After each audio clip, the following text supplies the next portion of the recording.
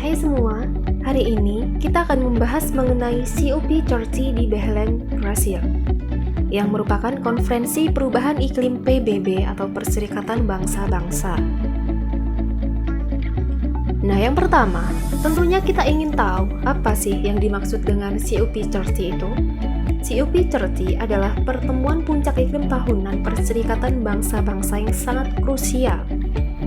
Tujuan dari COP30 ini adalah untuk membuat kesepakatan global dan mengambil langkah baru yang ambisius dalam memerangi krisis iklim di dunia.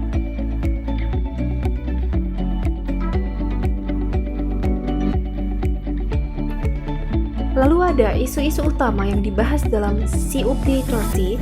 Yang pertama ada pendanaan iklim internasional, yang kedua ada adaptasi terhadap krisis iklim, yang ketiga ada kontribusi yang ditetapkan secara nasional atau NDC, dan yang keempat ada inisiatif konservasi hutan internasional.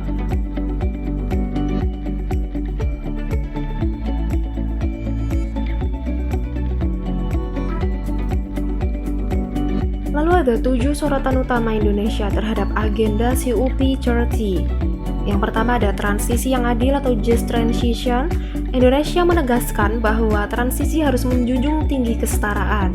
Yang kedua, keputusan pasal 6. Yang ketiga, kerangka transparansi yang ditingkatkan. Dan yang keempat, global stocktake atau GST.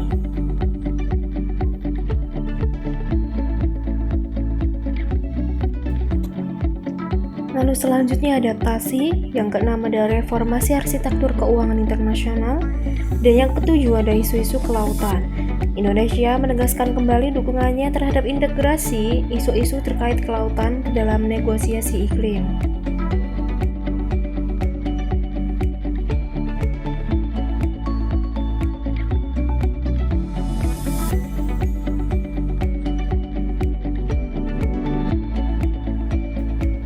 Selanjutnya ada dampak terhadap perkembangan hukum internasional.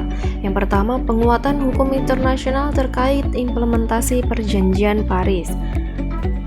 COP30 diharapkan memperkuat hukum internasional terkait perubahan iklim, terutama dalam pelaksanaan Paris Agreement tahun 2015.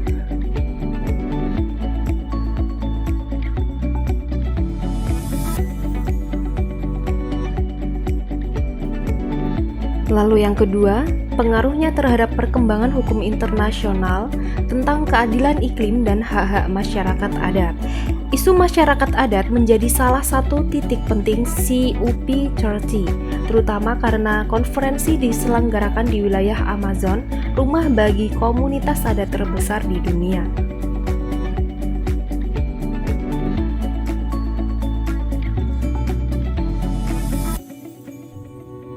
Selanjutnya, hasil konferensi yang jauh dari harapan.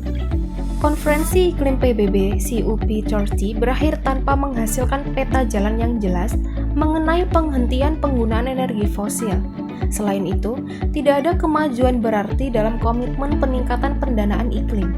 Perbedaan kepentingan dan sikap negara-negara peserta dalam proses negosiasi membuat COP30 gagal mencapai hasil yang diharapkan.